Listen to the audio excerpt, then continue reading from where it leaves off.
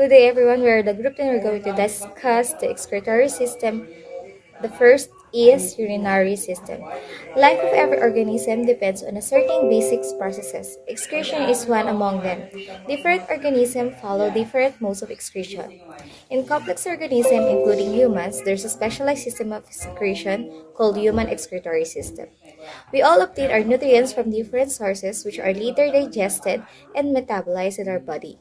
After metabolic reactions, the body starts to sort out useful and toxic substances in an individual. As we all know, the accumulation of the toxins may be harmful, and the body removes all the metabolic waste by the process called excretion. Different organisms follow different modes of excretion, such as kidney, lungs, skin, and eyes, depending on their habitat and food habit.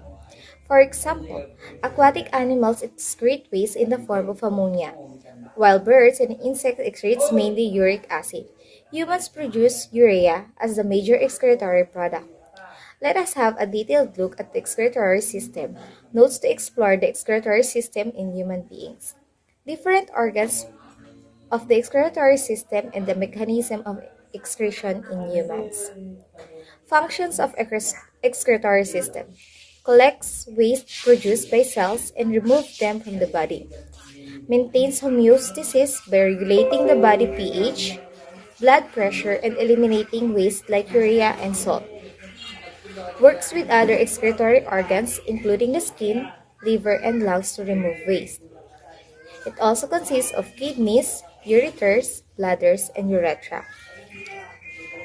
The function of various tubules involved in the processes.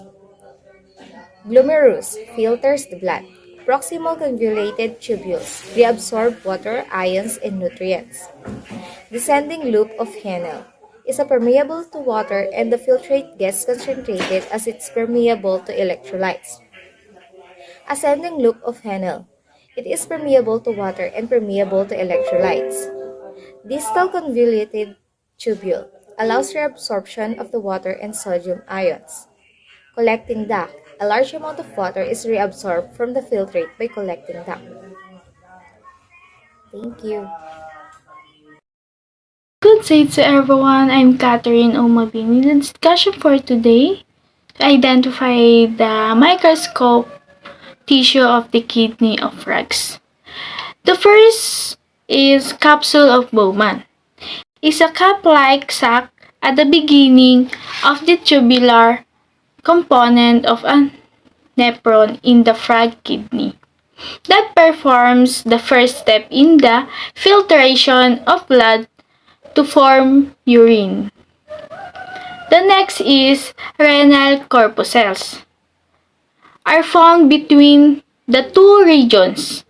Some renal corpuscles have a wide Bowman's space because of the small glomerulus within them.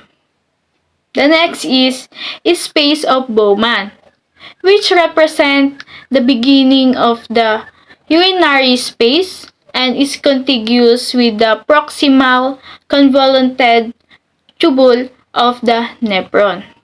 The last is renal tubules, one of millions of tiny tubes in the kidneys that returns nutrients, fluids, and other substances that have been filtered from the blood.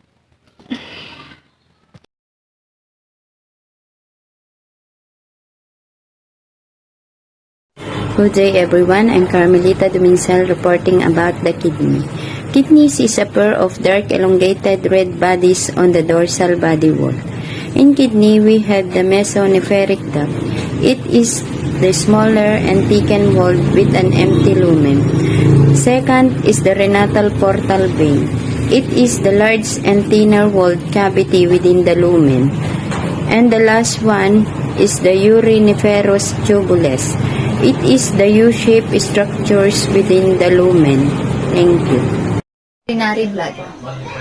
Bilateral sac of the ventral wall of the gluca. It is temporary storage reservoir for urine. It is located in the pelvic cavity, posterior to the symphysis pubis and below the parietal peritoneum. The size and shape of the urinary bladder varies with the amount of the urine it contains and with the pressure it receives from the surrounding organ. A dilated portion at the posterior end which conduct waste product and sex cells to the anus, glocal or the Latin seaward. Invertebrates, common chamber of the outlet into which the intestinal, urinary, and genital tracts open. It is present in the amphibians, reptiles, birds, and monotremes. A gloca is not present in the placental mammals or in most bony fishes.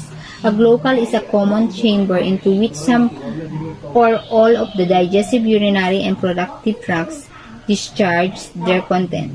A gloca exists in all human embryos up to 4 to 6 weeks, at which time it becomes partitionated into the urogenital sinus and the rectum.